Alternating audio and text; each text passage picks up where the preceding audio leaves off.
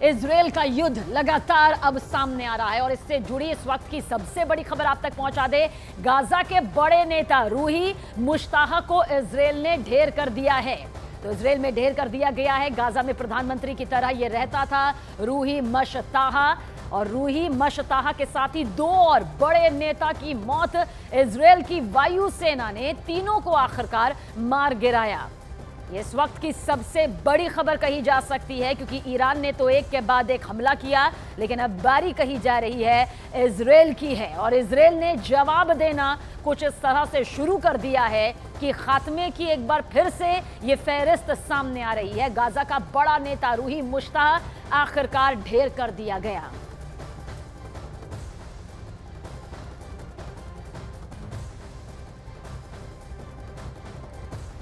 Missile हमले का बदला लेने के लिए इजराइल ने ईरान के परमाणु ठिकाने और तेल के कुएं को जलाने का वॉर प्लान बनाया है, और यह प्लान बेहद खतरनाक है। ब्रिटेन के जंगी जेट भी इजराइल के साथ युद्ध में अब उतर गए हैं, कूद गए हैं। सुपर पावर अमेरिका ने युद्ध में हर तरह से साथ देने का ऐलान भी कर दिया है। अमेरिका के ऐलान से ईरान से ज्यादा टर्की में खलबली मच गई है।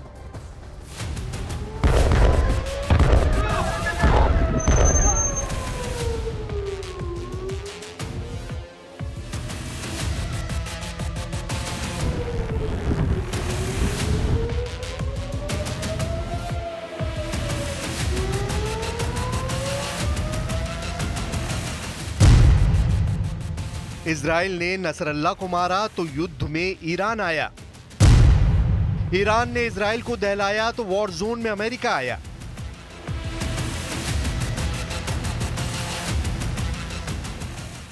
अमेरिका के युद्ध में आते ही क्या पुतिन ने खाड़ी में दी दस्तक।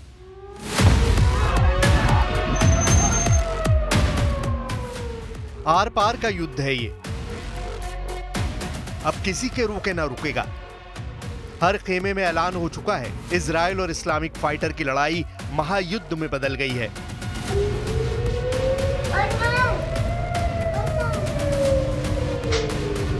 भीषण हमले शुरू हो चुके हैं। हाइपरसोनिक मिसाइल फट रही हैं। जैसे लेबनान दहल रहा है, वैसे ही इजराइल में कोहराम मचा है। ईरान के हमले के बाद इस युद्ध में अमेरिका ने भी दमदार एंट्री कर ली है।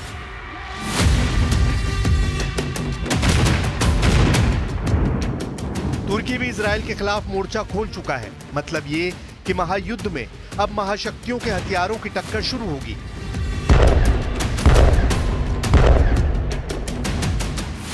इजराइल को 181 फतेह मिसाइल हमले से दहलाने के बाद ईरान ने जो ऐलान किया है, उसने पूरी दुनिया को खतरे में डाल दिया है।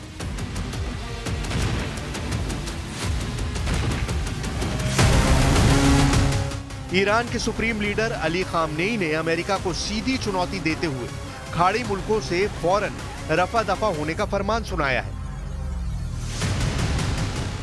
इजराइल पर हमले का जश्न जिस तरह से ईरान समर्थित लड़ाके मना रहे हैं, उससे सुपर पावर अमेरिका बौखलाया हुआ है। ईरान ने इजराइल पर मिसाइल स्ट्राइक को सिर्फ ट्रेलर कहकर आगे की तबाही से अलर्ट भी कर दिया है।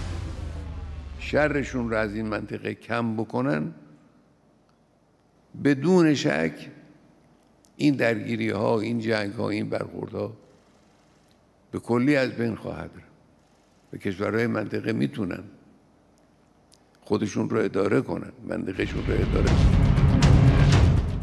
तेहरान के सीक्रेट लोकेशन से खामनेई के मैसेज आने भर की देर थी कि कई मुल्कों में हाई लेवल मीटिंग शुरू हो गई।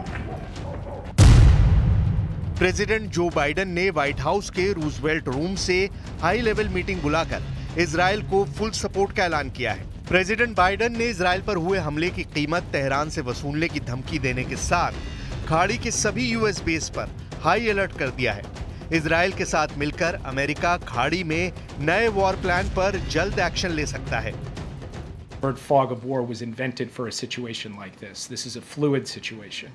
We will consult with the Israelis on next steps in terms of the response and how to deal with what Iran has just done, and we will continue to monitor for further threats and attacks from Iran and its proxies.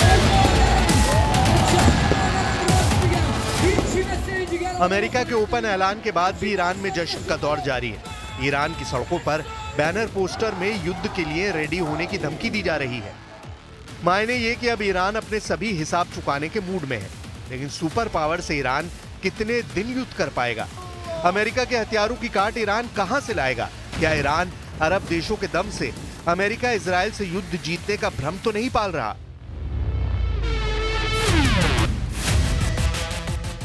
Iran के दुस्साहस की असल detail जानने से पहले Arab world से आया ये मैसेज भी सुन लीजिए। मैसेज है सऊदी अरब का, मैसेज है ईरान के लिए, जिसमें साफ कहा गया है कि सऊदी अरब खाड़ी में वॉर टेंशन को बढ़ने नहीं देना चाहता। The escalation that we've seen, but I will generally refer anyone who's interested to the Ministry of Foreign Affairs because they are designated to comment on this. However, looking at the global economy as a whole, looking at our region, it is clear is operating at a loss. Saudi Arab का message Iran के लिए alarm है, जबकि ताकतवर तुर्की भी America के war zone में आने से दहल गया है। तुर्की के प्रेसिडेंट अर्दोआन को डर सता रहा है कि ईरान के बाद उनका ही नंबर है। तुर्की की मीडिया की रिपोर्ट के मुताबिक अर्दोआन ने अंकारा में अपने भाषण में ये डर बयां किया। अर्दोआन ने नेतन्याहू को डायरेक्ट धमकी देकर तुर्की को टारगेट बनाने से पहले 100 बार सोचने के लिए कहा है। İsrail'i durdurmalıdır. İslam dünyası aynı şekilde vatan savunmasında mutlaka Lübnan halkı ve hükümetinin yanında olmalıdır. Biz Türkiye ve Türk milleti olarak bu zor günlerinde तुर्की डरा हुआ है, सऊदी अरब शांति का पैगाम दे रहा है, फिर ईरान युद्ध की ललकार किसके दम से भर रहा है? वॉर जोन में तहलका मचाने की शुरुआत इजराइल कैसे करता है, ये बेरूत की बर्बादी बताती है। ईरान के मिसाइल स्ट्राइक का जवाब इजराइल भयानक पलटवार करेगा, इसमें किसी को शक नहीं। तो क्या ईरान रूस और चीन के बैकअप से अमेरिका से भिड़ने जा रहा है? ईरान ने ऑपरेशन ट्रू प्रॉमिस 2 का जोखिम किसके कहने पर मोल लिया है? पश्चिमी मीडिया रिपोर्ट्स में इसको लेकर जो दावा किया जा रहा है वो बेहद डरावना है। रूस ने पश्चिम एशिया के युद्ध संकट का ठीकरा अमेरिका पर फोड़ दिया है। प्रेसिडेंट पुतिन ने बाइडेन को जमकर कोसा है। रूस के विदेश मंत्रालय की प्रवक्ता मारिया ज़खारोवा ने टेलीग्राम पोस्ट में दावा किया, पश्चिम एशिया में बाइडेन पूरी तरह विफल रहे हैं, खूनी संघर्ष बढ़ता जा रहा है। ये व्हाइट हाउस की समझ से बाहर है। अमेरिका सिर्फ बयान से संकटों को हल करने में लगा है, जो उसके बस का नहीं।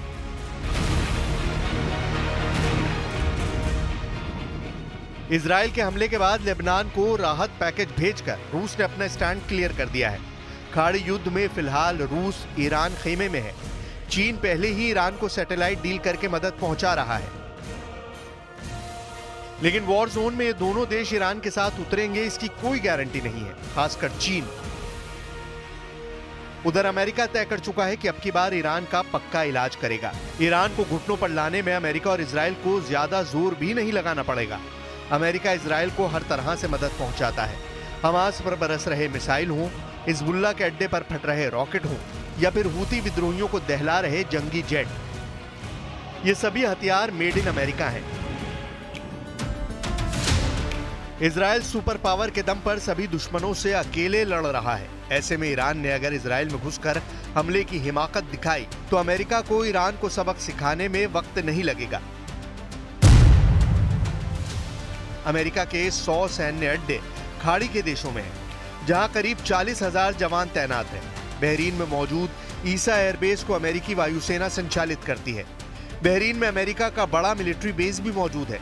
बहरीन में नेवल फोर्सेस सेंट्रल कमांड और अमेरिकी नौसेना के 5वें बेड़े का मुख्यालय भी है। इसके अलावा भी अमेरिका के Kuwait, Oman, Iraq, Jordan, Philippines, Qatar, Saudi Arab, Seychelles, Syria, Thailand और संयुक्त अरब अमीरात में सैन्य अड्डे मौजूद हैं।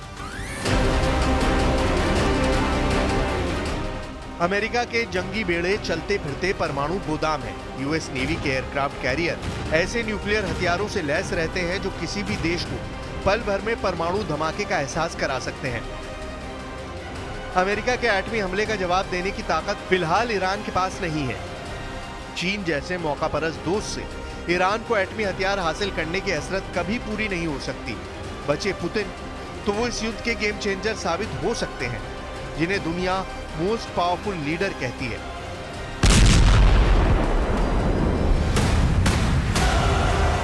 यूक्रेन की तबाही पुतिन के प्रचंड क्रोध का जिंदा सबूत है।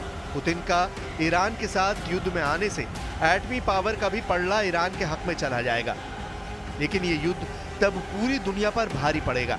वजह है एटमी धमाके। अमेरिका के एटम बम का धमाका इस धरती ने एक बार झेला है। परमाणु त्रासदी से बचने का कोई भी रास्ता इंसानों के पास फिलहाल तो नहीं है।